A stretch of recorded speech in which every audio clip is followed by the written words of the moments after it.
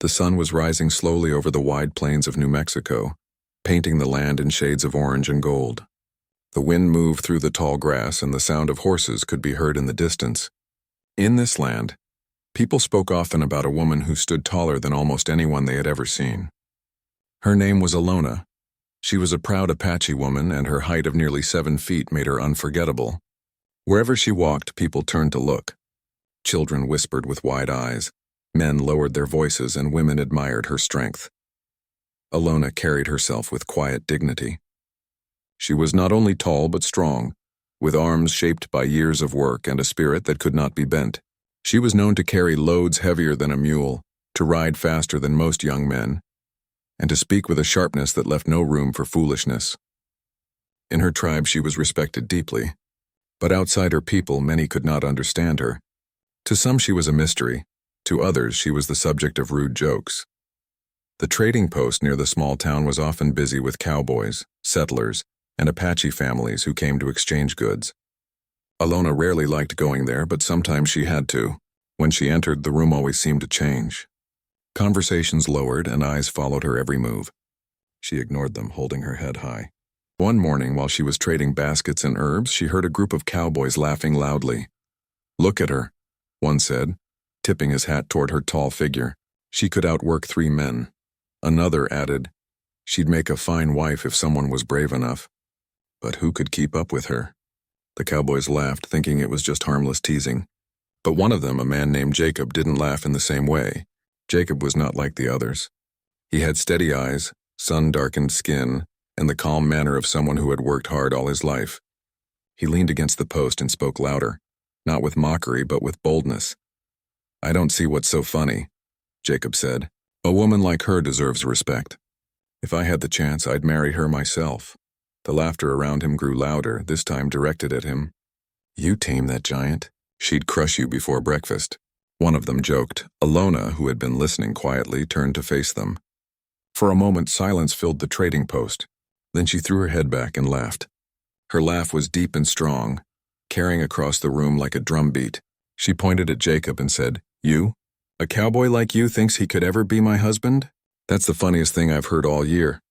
The cowboys laughed even harder now, slapping their knees and nodding in agreement. Jacob only smiled faintly, not embarrassed, not angry. He tipped his hat at her and said softly, "We'll see." Alona shook her head, still smiling, and walked out with her baskets. To her it was nothing more than a silly idea. A cowboy and a woman like her? Impossible. But as she walked back to her people, she could not help but think about the way Jacob had spoken. Unlike the others, he hadn't insulted her. He hadn't feared her or turned her into a joke. His words had carried something else, confidence, perhaps even honesty. It made her laugh harder at herself for even noticing. Life in the tribe continued as usual. Alona hunted, fished, and worked with her people. She was proud of her place among them, proud of being an Apache woman who could carry her own weight. Men from her tribe respected her, but few dared to ask for her hand. Some whispered that she was meant to remain alone, too tall and too proud to fit into any man's life. Alona accepted that without sorrow. She believed her life's purpose was strength, not marriage. Yet Jacob kept appearing, at the trading post in the nearby fields, sometimes even helping Apache children gather wood or water when no one else offered. He didn't approach her directly, but she always seemed to notice him. One day, when a wagon broke down near the river, she saw him jump in to help, pulling ropes and lifting heavy wood as if it were his own problem. He didn't do it for thanks. He did it because he wanted to. Alona watched him quietly that day, her mind remembering his words. "If I had the chance, I'd marry her myself." She shook her head again, laughing under her breath. She told herself it was nonsense. She was far too tall, far too proud, and far too Apache to ever give thought to a wandering cowboy. But something about him lingered. The nights in New Mexico were filled with stars, wide and endless. Sometimes Alona sat by the fire with her people, listening to the elders tell stories of the old days. Other times she walked alone under the sky, her tall shadow stretching far across the ground. She thought of the laughter at the trading post, how ridiculous it had felt. But she also thought of Jacob's steady eyes and the way he had not flinched when she mocked him. To Alona, laughter was her shield. Whenever someone spoke of things too close to her heart, she laughed it away. It was easier than letting them see doubt or fear. So when Jacob said he would marry her, she had laughed. Yet deep inside, she had felt something stir, something she didn't want to admit. Jacob, for his part, was patient. He didn't chase her with words. He didn't try to force his way into her life. He simply kept showing up, working, helping, and being the kind of man who didn't need to prove himself with loud talk. Others teased him, calling him foolish for even glancing at a woman like Alona. But Jacob never answered them with anger. He only said, "A man knows what he wants," and so the story began quietly. A tall Apache woman who laughed at the thought of marrying a cowboy. A cowboy who, unlike others, refused to turn her into a joke. The plains of New Mexico carried their laughter, their silence, and their beginnings. Neither of them knew then how their lives would twist and turn, how laughter would one day give way to tears, and how fate would surprise them both in ways they could not yet imagine. The land itself seemed to watch. The mountains stood in the distance, silent witnesses. The rivers flowed steadily as if carrying their secret forward. The stars, wide and endless, held the promise of stories not yet told. And in the middle of it all stood Alona, tall and proud, unaware that the laughter she had thrown at Jacob's bold words would soon return to her in the form of a truth she never expected. Jacob did not give up easily. After that day at the trading post, when Alona had laughed at him in front of everyone, most men would have walked away with their pride wounded. But Jacob was not like most men. He did not seem to care about laughter or whispers. He carried himself with quiet strength, and he kept living as if the world's jokes could never reach him. Whenever Alona went to the trading post, she found him there. Sometimes he was fixing a wagon wheel for an old settler. Sometimes he was helping Apache children who came with baskets too heavy to carry. Other times he was simply leaning on a post, watching the world with calm eyes. He never approached her rudely, never pressed her with words, and never looked at her as if she were strange. Instead, he nodded at her as though he saw her as equal. That small act unsettled her more than the loudest laughter. Alona tried to ignore him. She told herself that he was just another cowboy who would eventually grow tired of the idea and ride away. But he did not ride away. If anything, he seemed to become part of the land around her. Wherever she turned, there was Jacob, steady, patient, and unbothered by her sharp words or laughter. One day, when she brought woven baskets to trade, she saw Jacob repairing the roof of the trading post. The owner, an older man, stood nearby shouting directions. Jacob balanced on the beams, hammering steadily while the sun beat down on his back. Sweat ran down his face, but he kept working without complaint. When the job was done, he climbed down, wiped his brow, and handed the old man his tools. The man tried to pay him with coins, but Jacob shook his head. "No need," he said simply. It had to be done. Alona watched from a distance. She felt something stir in her chest again, the same way she had felt when he had first spoken boldly about her. She pushed the thought away, laughing softly under her breath. "He is just playing a part," she told herself. "Cowboys come and go. Their kindness is like the wind, it changes direction quickly." But deep inside she knew that Jacob's calm ways were not just for show.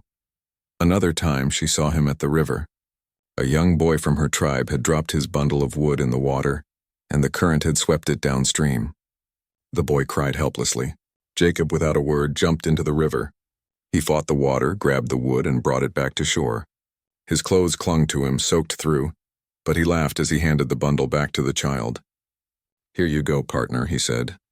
The boy's eyes shone with relief, and Jacob ruffled his hair before walking away. Alona had seen many men.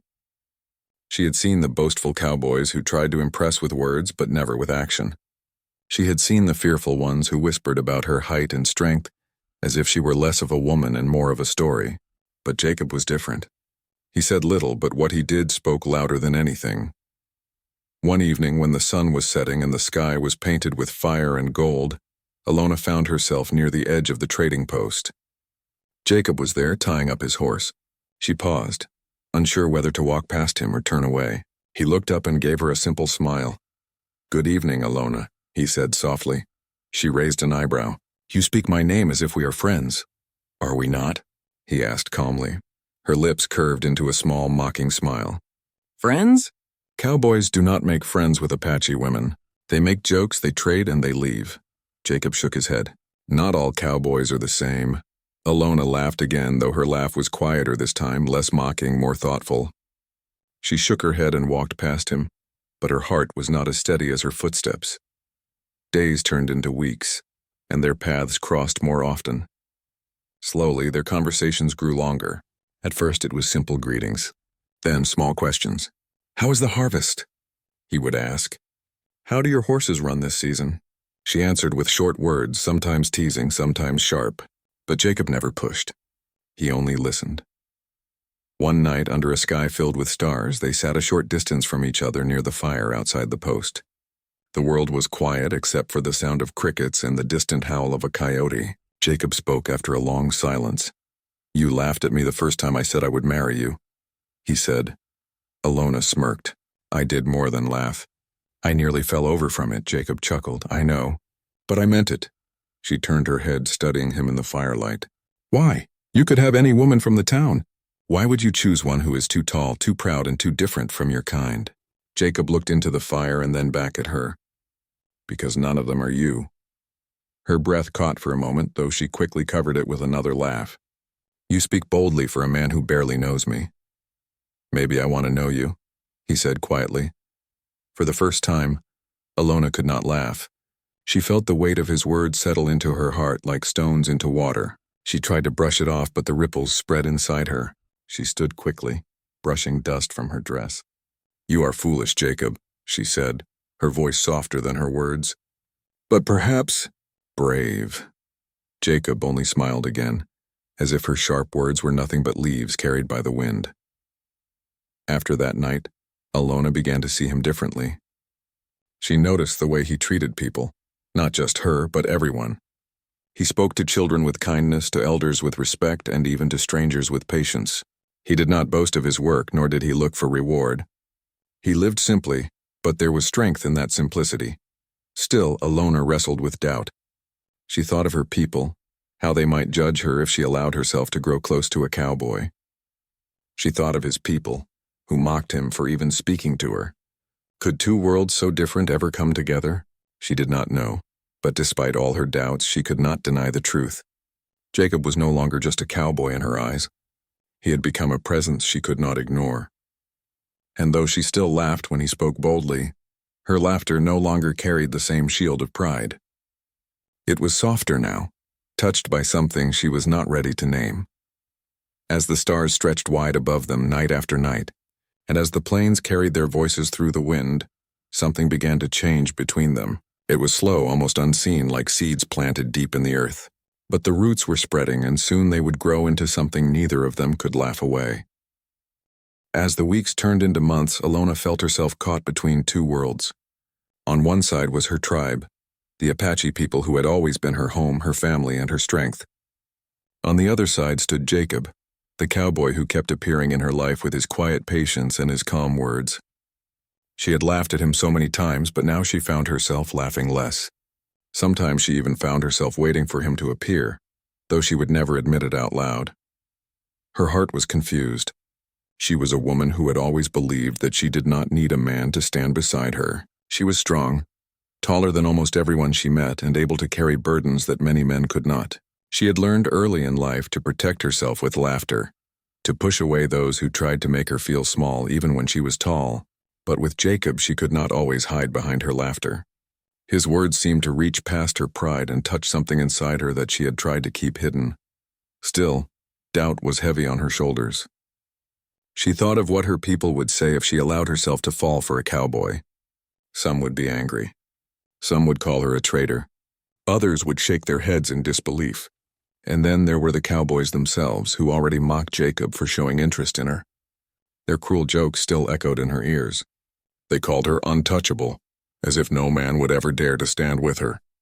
Alona had always been proud enough to let such words roll off her back. But now, for the first time, she wondered if those words might one day hurt Jacob too. Jacob did not seem to care. He went on as he always did, working hard, speaking kindly, and finding quiet moments to be near her. He never pressed her with questions, never tried to force her into anything. But sometimes, when the firelight danced across his face and his eyes met hers, she felt the air between them grow heavy with something unspoken. One night, after a long day of helping her people prepare for the harvest, Alona sat by the river. The water moved slowly, carrying the reflection of the moon. She dipped her hand into the cool current and tried to calm her thoughts. Footsteps approached, and she knew before she turned that it was Jacob. "You always walk like the earth belongs to you," she said without looking at him. Jacob chuckled softly. "And you always speak like you are testing me." She glanced at him. "Perhaps I am." He sat on the grass beside her, leaving space between them. For a while they said nothing, only listening to the water. Finally Jacob spoke. "You fear what people will say," he said quietly. Alona stiffened. "I fear nothing. You fear for me," he added, turning his gaze to the river. "You think their laughter will wound me, but I do not care for their laughter." Alona looked away, her jaw tightening. She hated that he could see through her so easily. "You speak as if it is so simple." "It is simple," Jacob replied. "I see you. I respect you. And I love you." Her heart skipped, though her face remained calm. She had expected him to speak of respect, maybe even admiration, but not love. The word felt heavy, dangerous. She shook her head, a small laugh escaping her lips, though it was weak. "Love? You cannot love what you cannot truly know." "I know enough," Jacob said. His voice was steady. "I know your strength, your pride, and your kindness that you hide behind sharp words. I know you care for your people deeply. I know you laugh when you are uncertain. And I know that when you look at me, you feel something you do not want to admit." Her breath caught. She stood quickly, turning away from him. "You are foolish, Jacob," she said, her voice trembling more than she wanted. "Maybe," he answered softly. "But my heart is mine to give, foolish or not." Alona walked away that night, but his words stayed with her. For days she tried to bury them beneath work and duty. She carried baskets, hunted in the hills, and rode with her people. But no matter what she did, she could not silence the memory of his voice saying, "I love you." One evening there was a gathering in the tribe. Drums beat, voices sang, and the people danced under the stars. Fires burned bright, casting light across the faces of the young and old. Alona stood tall among them, joining in the rhythm of her people. Yet as she turned in the circle of dancers, her eyes caught sight of Jacob in the distance. He stood beyond the firelight, watching quietly, not daring to intrude. Something inside her broke open then. She realized she no longer saw him as just a cowboy, just an outsider. He had become part of her story, whether she wanted it or not. That night, when the dancing ended and the people began to rest, she slipped away to find him. He was sitting on the edge of the field, looking at the stars. When he saw her, he stood, unsure if she had come to scold him for being near. But instead she walked closer until she stood before him. "You should not be here," she said softly. "Do you want me to leave?" he asked. She hesitated. No. For the first time she allowed herself to be still in his presence. They stood in silence, the air filled with the sound of crickets and the crackle of distant fires. Slowly she reached out and touched his hand. Her tall figure seemed to bend with the weight of the moment. Jacob did not move at first, afraid she might pull away. But when she didn't, he closed his hand around hers. They stood like that, holding hands beneath the endless sky, two worlds touching. That night, Alona let down the shield she had carried for so long. Their laughter faded into whispers. Their distance melted into closeness, and the pride she had clung to gave way to something more vulnerable. In his arms, she did not feel mocked or feared. She felt safe. She felt wanted. And for the first time, she allowed herself to believe that maybe love could belong to her too. Weeks passed, and Alona began to notice changes within herself. At first it was small, fatigue that came suddenly, a sickness in the mornings. She told herself it was nothing, just the work of long days. But soon she could not deny it. Her body was changing. Life was growing inside her. When the truth settled on her heart, she sat alone by the river, staring at the moon's reflection. The woman who had once laughed at the thought of being with a cowboy now carried his child. The memory of her laughter felt distant, almost like the echo of another life. She pressed her hand against her stomach and whispered to herself, half in fear, half in wonder, "It cannot be." But it was. And deep inside, though she feared what her people would say, though she feared the whispers of the cowboys, there was also a quiet flame of joy. She had once mocked the idea of being Jacob's wife, but now she carried the proof of their bond, and her laughter, once so loud, turned into silence filled with love, doubt, and hope all at once. The day Alona could no longer hide the truth came sooner than she expected. Her body had begun to show signs of the new life inside her, and whispers moved like wind through the tribe. At first, people wondered quietly, unsure who the father might be. Some of the women glanced at her with curiosity, some with judgment. The men frowned, whispering that no Apache man had claimed her. When the truth finally came out, that it was Jacob, the cowboy, shock spread like fire. Alona stood tall through it all. She did not bow her head or cover her face. She faced her people with the same pride she had always carried. "Yes," she said firmly when asked. "The child is his. He is mine, and I am his." Her words cut through the whispers, but they also stirred anger. Some of the elders shook their heads, calling it a mistake. A few spoke harshly, saying she had shamed herself by choosing an outsider. Others remained silent, caught between tradition and their respect for her. Jacob, meanwhile, heard the talk among his own kind. The cowboys mocked him openly now.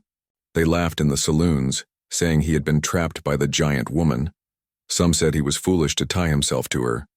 Others warned that an Apache woman's love could only bring trouble. Jacob ignored them all. He did not raise his voice or fight back. Instead, he worked harder than ever. He spent his days gathering wood, cutting stone, and building a small home on the land between the town and the Apache fields. He wanted to create a place where Alona would feel safe, where their child could grow without fear of belonging to only one world. He labored from sunrise to sunset, his hands blistered and his back aching, but he never complained. When Alona saw the little home taking shape, her heart ached with something she had never felt before. It was not just love, it was belonging. For years she had thought herself too different, too tall, too strong to ever fit into the picture of a family. But now Jacob was carving out a place for her with his bare hands. She realized then that he was not just bold words. He was steady action.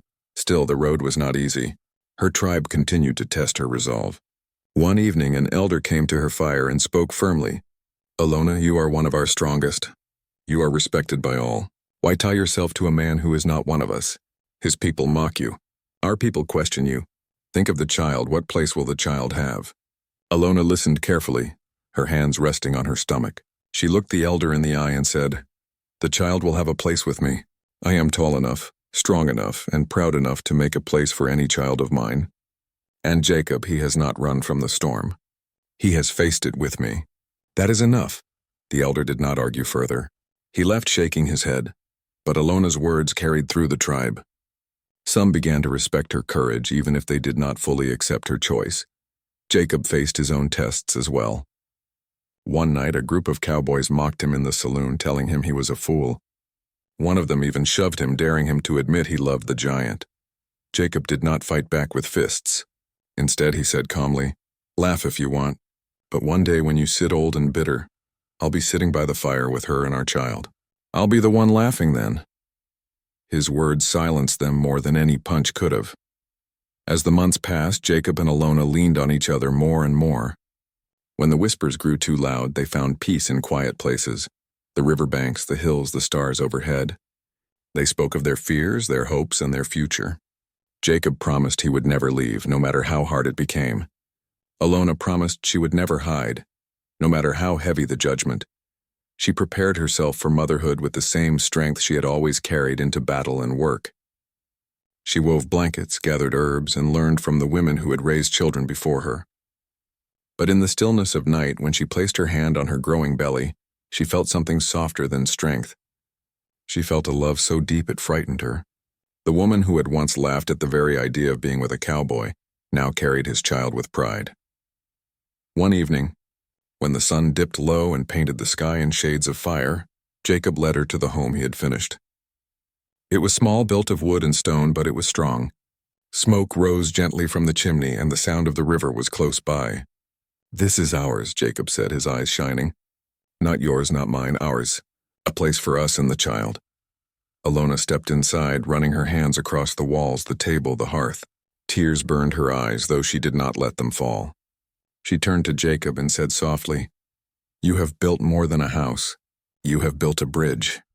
The months grew heavier, and Alona's belly swelled with life. She faced the stares of her people with her head high. She walked through the town with pride, even when cowboys whispered behind her back.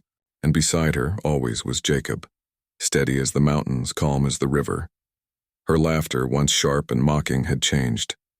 Now it was softer, warmer, filled with love rather than pride. She often remembered the first day she laughed at Jacob's bold words, and she could not help but smile at the irony. The same words she had once mocked had now become the center of her life. As the time of birth drew near, her people began to soften. They saw Jacob bringing wood for their fires, carrying water, and respecting their ways.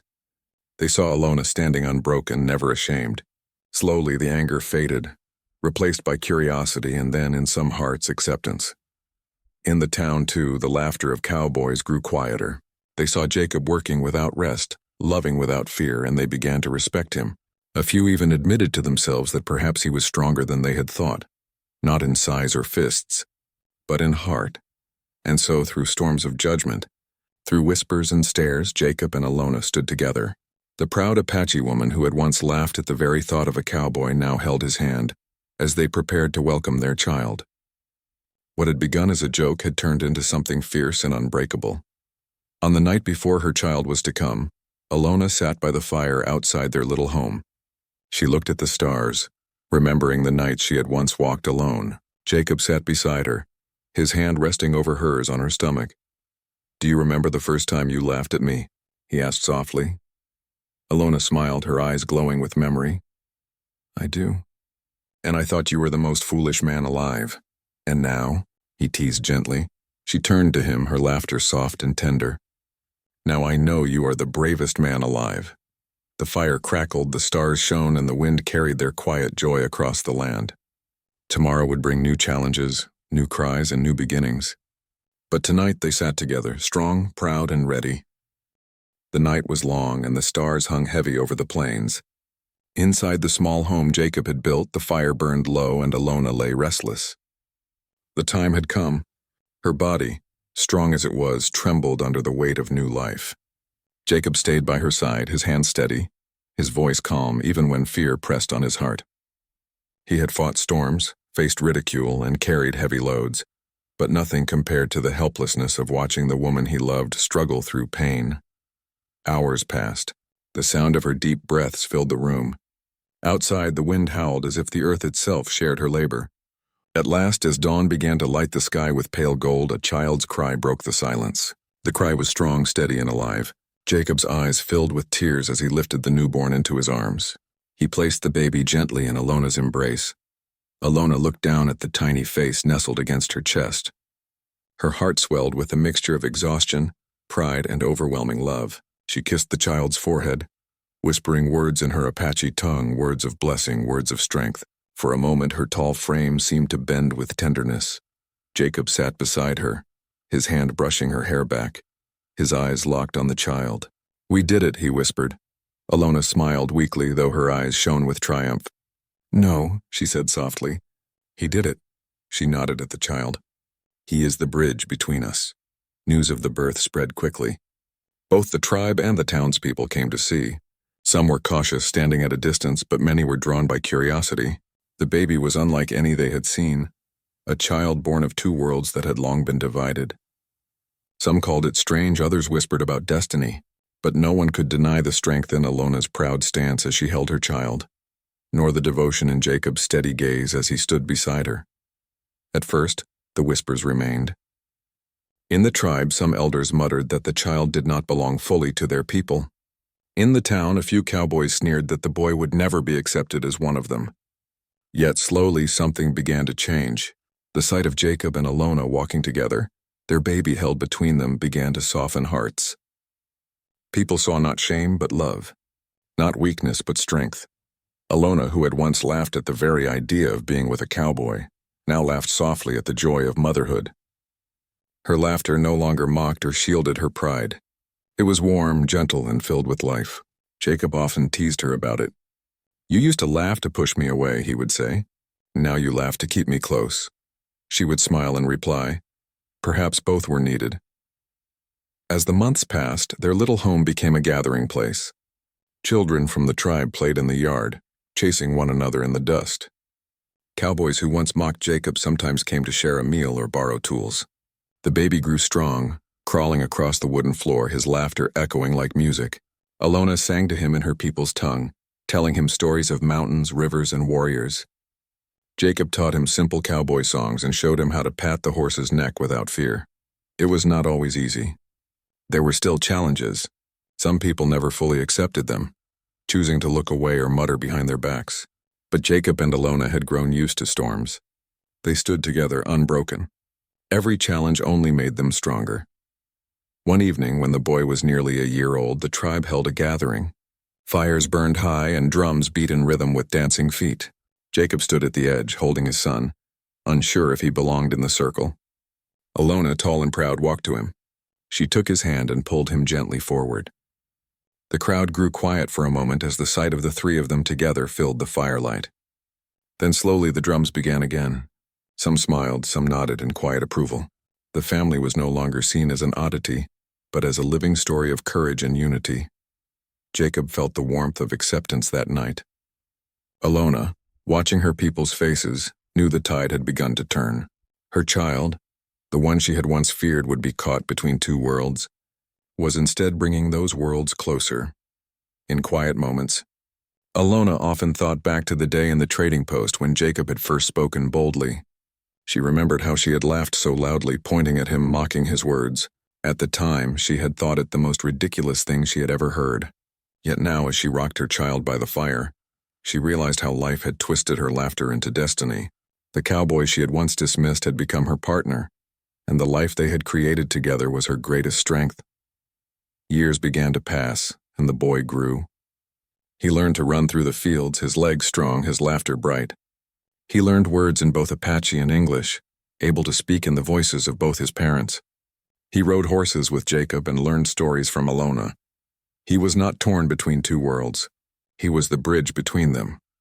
The people began to see him not as strange, but as a symbol of what could be possible. Some of the younger men admired Jacob's courage. Some of the younger women admired Alona's strength. The elders who once doubted began to soften, saying perhaps this was the way of the future, two worlds meeting through love rather than war. Around campfires, children began to whisper the story of the tall Apache woman who laughed at a cowboy, and the cowboy who never gave up. They told it like a legend, a tale of pride, patience, and love. The story spread from the tribe to the town, becoming part of the land's memory. Alona, holding her son close one night, whispered softly to him, "You were born from laughter. You were born from strength. Never forget you are proof that love is stronger than fear." Jacob, sitting beside her, nodded. And proof that sometimes the most foolish dream is the one worth chasing. The years ahead were still uncertain. There would always be challenges, always people who resisted change. But Alona and Jacob no longer feared what the world thought. They had faced laughter, judgment, and doubt, and they had turned it all into love. The woman who once laughed at the idea of being with a cowboy now smiled every day at the life they had built together. Her laughter had changed, but it had never left her. And Jacob, the cowboy who once stood alone against mocking voices, now stood with a family, his heart full. Together they had written a story no one had expected. A story that began with laughter but ended with love. A story that showed that even the tallest pride and the deepest doubts can be softened by the power of two hearts that refuse to let go. And so, in the wide plains of New Mexico, where the wind carried whispers and the stars stretched forever, their child grew. He grew strong, loved by both worlds, carrying the hope of many. And every time Alona laughed, every time Jacob smiled, the land itself seemed to join them, reminding all who watched that sometimes the most unexpected beginnings lead to the most beautiful endings.